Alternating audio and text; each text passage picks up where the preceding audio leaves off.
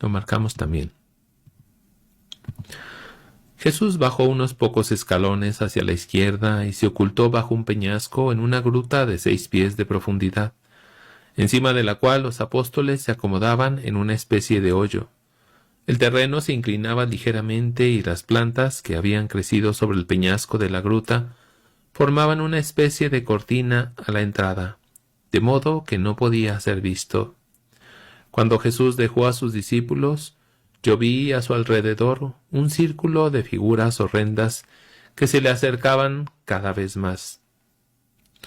Sintiendo tristeza y la angustia de su alma en aumento, temblando, penetró en la gruta para orar, como un hombre que busca abrigo de la tempestad. Pero las horribles visiones lo seguían y eran cada vez más vívidas. Aquella estrecha caverna parecía contener el espantoso espectáculo de todos los pecados cometidos desde la caída de Adán hasta el fin del mundo, y el castigo a todos ellos destinado. A ese mismo sitio, al monte de los olivos, habían ido Adán y Eva tras ser expulsados del paraíso, y en esa misma gruta habían gemido y llorado. Sentí como si Jesús, al entregarse a la divina justicia en pago de nuestros pecados, de algún modo retornara al seno de la Santísima Trinidad. Así, concentrado todo él en su pura, amante e inocente humanidad, armado solo de la fuerza de su amor inefable, la sacrificaba a las angustias y los padecimientos.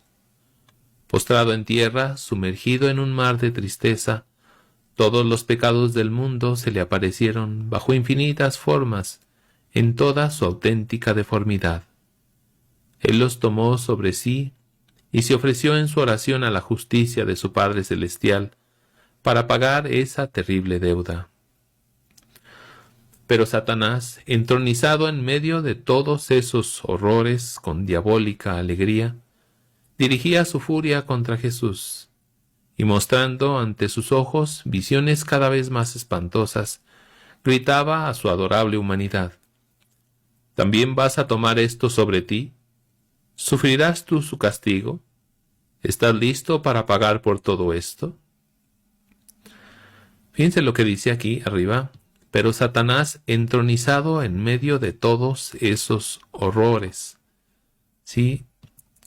¿Y cuáles son esos horrores? Son los pecados. Ese es el trono de Satanás, los pecados, nuestros pecados, tus pecados, mis pecados. Ahí se sienta Satanás, ahí reina Satanás en el pecado. No perdamos de vista eso, ¿sí? Nunca, ni ahorita que estamos meditando, ni durante la Cuaresma, ni en toda nuestra vida. El trono de Satanás es el pecado. Y lo vuelvo a leer: pero Satanás, entronizado en medio de todos esos horrores, con diabólica alegría, dirigía su furia contra Jesús, y mostrando ante sus ojos visiones cada vez más espantosas, gritaba a su adorable humanidad: ¿también vas a tomar esto sobre ti? ¿Sufrirás tú su castigo? ¿Estarás listo para pagar por todo esto? Y entonces se abrió el cielo, y de él surgió un rayo semejante a una vía luminosa. Era una procesión de ángeles que bajaban hasta Jesús, y vi cómo lo consolaban y fortalecían. El resto de la gruta permanecía lleno de las horrendas visiones de nuestros crímenes. Jesús los tomó todos ellos sobre sí, pero su adorable corazón, rebosante del más perfecto amor de Dios y de los hombres, se ahogaba bajo el peso de tanta abominación. La abominación de la desolación es un término que vemos allá en el libro de los Macabeos. Se habla de que cuando la abominación de la desolación llegó y puso su trono en el templo de Dios, es más o menos lo mismo el pecado, la abominación. Sí.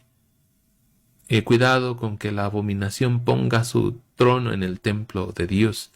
¿Y cuál es el templo de Dios? Tú eres el templo de Dios. Eres el templo del Espíritu Santo. Cuando esa multitud de iniquidades pasó sobre su alma como un océano, Satanás puso ante él, como en el desierto, innumerables tentaciones. Se atrevió incluso a presentar contra el Salvador una serie de acusaciones diciendo: ¿cómo, tú que no eres puro, quieres tomar todo esto sobre ti? Entonces, con infernal impudencia, lo culpaba de imaginarios crímenes. Esto que está viviendo Jesús es lo que todos vamos a vivir, bueno, no a ese nivel, pero sí con nuestros propios pecados, ¿sí? Si no hemos pedido perdón por ellos, si no nos hemos arrepentido de ellos. Decía, por ejemplo, Marino Restrepo, y me gustaba mucho eso, y porque lo he visto en algunos santos también,